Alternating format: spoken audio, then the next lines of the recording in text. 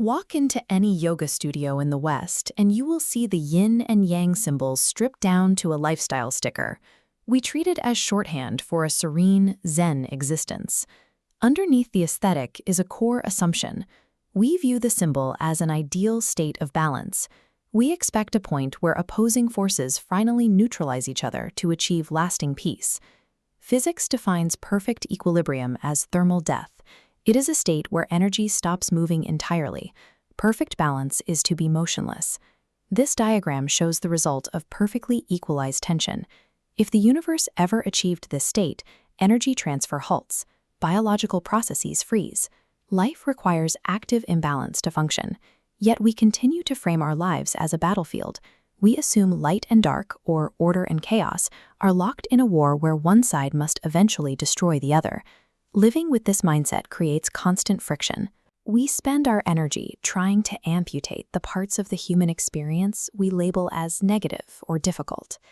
Curious Yin and Yang offers a different framework. It describes the mechanical blueprint for how the universe is actually structured. Applying its logic reveals a shared foundation between ancient observation and modern scientific data. Long before Western science formalized the laws of thermodynamics, thinkers like Lao Tzu were observing the natural world and noticing a distinct pattern.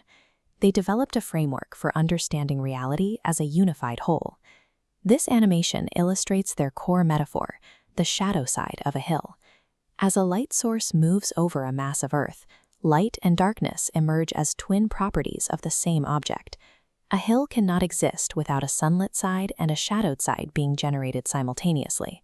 If you remove the shadow, you no longer have a hill, you have a flat plane. This observation was codified in the I Ching. The text serves as a grammar of change, documenting the mechanics of how one state leads to the next.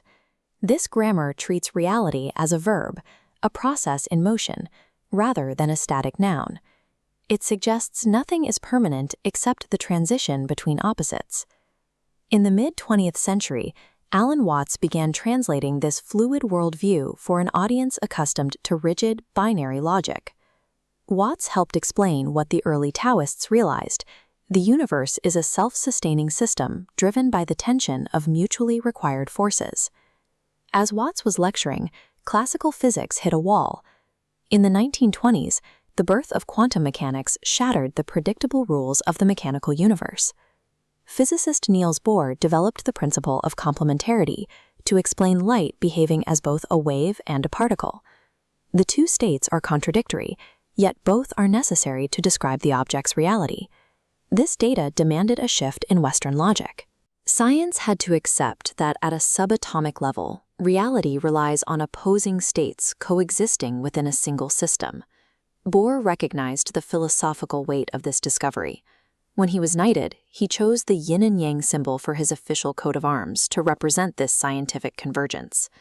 This same logic appears in biology. A body maintains life through the active tension between different systems, such as the sympathetic and parasympathetic nervous systems.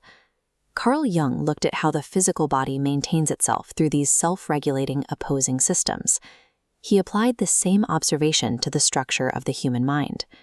Jung realized that the unconscious, repressed elements of the psyche, the shadow, cannot be destroyed. Health requires integrating that darkness with the conscious self.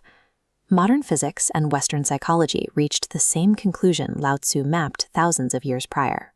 We often treat Eastern mysticism and Western science as competing worldviews. They are more like the left and right hemispheres of human consciousness, different languages describing the same unified system. This has a practical consequence. Attempting to permanently defeat the chaos or darkness in your own life creates a mechanical conflict. Think of a gear set. If every gear spins in the exact same direction, the machine binds and stops. The system drives forward only because individual gears push in opposite directions. When you realize the world isn't broken because it contains conflict, your perception shifts from anxiety to acceptance. You stop resisting the friction and begin to use it. Finding the still center requires observing the rotation of life and recognizing the wholeness of the design. By embracing the unity of opposites, we stop being casualties of the universe's motion. We can finally locate the center in a world that never stops moving. Angel with amnesia. Remember your essence.